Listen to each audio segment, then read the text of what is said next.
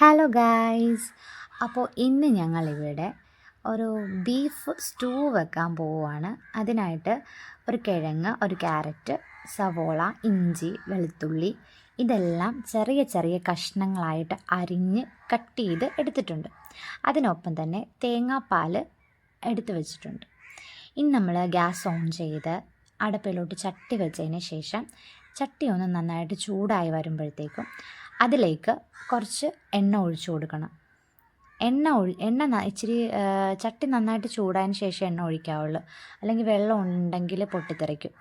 അപ്പോൾ ചട്ടി ചൂടായതിന് ശേഷം എണ്ണ ഒഴിച്ചിട്ട് ശകലം ചൂടായി വരുമ്പോഴത്തേക്കും അതിലേക്ക് കറിവേപ്പില ഇട്ട് കൊടുക്കുക. കറിവേപ്പില ഇട്ട് കൊടുത്തതിന് ശേഷം നമ്മളിവിടെ പൊടി ഇതിലേക്ക് ആഡ് ചെയ്യും. അതായത് മീറ്റ് മസാല ഒരു 2 സ്പൂൺ മീറ്റ് മസാല ഇടും. അതിനുശേഷം മല്ലിപ്പൊടിയും ഇതുപോലെ തന്നെ 2 സ്പൂൺ ഇടും. അതിനുശേഷം ഗരം മസാല അതൊരു 1/4 സ്പൂൺ, 1/2 സ്പൂൺ ആവല്ലോ മതി. ഗരം മസാല ഇതിലേക്ക് ഇട്ട് കൊടുക്കണം. നന്നായിട്ട് നമ്മൾ മിക്സ് ചെയ്യണം. അതിനുശേഷം ഈ എണ്ണയിൽ കിടന്ന ഈ പൊടിയെല്ലാം നന്നായിട്ട് ഒന്ന് മൊരിയണം. ജസ്റ്റ് മൊരിഞ്ഞാൽ മതി, കരിഞ്ഞു പോകരുത്. കരിഞ്ഞു പോയാൽ ടേസ്റ്റിന് വ്യത്യാസം ഉണ്ടാകും. ടേസ്റ്റ് ഒരു കരിച്ചൊവ ഉണ്ടാകും. നമ്മൾക്ക് ഈ മല്ലിപ്പൊടി എന്ന് പറയുമ്പോഴത്തേക്കും കരിഞ്ഞു പോയി കഴിഞ്ഞാൽ വേറൊരു ടേസ്റ്റ് വരും. അപ്പോൾ ഇതെല്ലാം കൂടെ നന്നായിട്ടൊന്ന് മിക്സ് ചെയ്ത് കൊടുത്തതിന് ശേഷം നമ്മളിവിടെ നേരത്തെ അരിഞ്ഞ് വെച്ചിരുന്ന കിഴങ്ങും ക്യാരറ്റും പച്ചമുളകൊക്കെ കൂടെ അതിൻ്റെ കൂടെ ഇച്ചിരി ഉപ്പും മഞ്ഞളും കൂടി ഇട്ട് വേവിച്ച് നമ്മൾ വെച്ചിട്ടുണ്ടായിരുന്നു. ഒരു 2 വിസിലടിച്ചാൽ മതി. അപ്പോൾ അതിൻ്റെ വെള്ളം ഇച്ചിരി ഒഴിച്ചു കൊടുക്കണം. കാരണം ആ ഒരു പൊടി കരിഞ്ഞു പോകരുത്. അപ്പോൾ ആ പൊടിയെല്ലാം കൂടെ ഒന്ന് ജസ്റ്റ് മിക്സ് ചെയ്തെടുക്കാൻ വേണ്ടിയിട്ടാണ് ഇച്ചിരി വെള്ളം ഒഴിച്ചു കൊടുക്കണം. അപ്പോൾ നമ്മൾ നേരത്തെ കുക്കറിൽ വേവിച്ച് വെച്ചിട്ടുണ്ടായിരുന്നു. അപ്പോൾ ആ വേവിച്ച് വെച്ചിരുന്ന എല്ലാം കൂടെ നമ്മൾ ഇതിൻ്റെ അകത്തോട്ട് ഒഴിച്ചു കൊടുക്കണം. ഒഴിച്ചു കൊടുത്ത് നന്നായിട്ട് മിക്സ് ചെയ്ത് കൊടുക്കണം.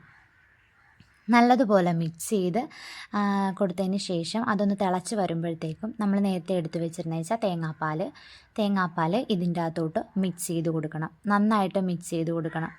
തേങ്ങാപ്പാൽ അതിൽ ജോയിൻ ചെയ്ത് കഴിയുമ്പോഴത്തേക്കും തേങ്ങാപ്പാൽ ഒഴിക്കുമല്ലോ, നമ്മൾ ഒഴിച്ച് കഴിയുമ്പോഴത്തേക്കും നമ്മൾ ഉപ്പ് മതിയോ എന്ന് നോക്കണം. കാരണം നമ്മൾ നേരത്തെ വേവിച്ച് വെച്ചിരുന്നതിൻ്റെ അകത്ത് ഉപ്പിട്ടത് ഇതിലേക്ക് നമ്മൾ ഉപ്പിട്ടില്ല. അപ്പോൾ ശകലം ഉപ്പിടേണ്ടി വരുമായിരിക്കും. അത് നിങ്ങളുടെ ഇഷ്ടം പോലെ നോക്കിയിട്ട് എങ്ങനെയാണെന്ന് വെച്ചാൽ ചെയ്യുക.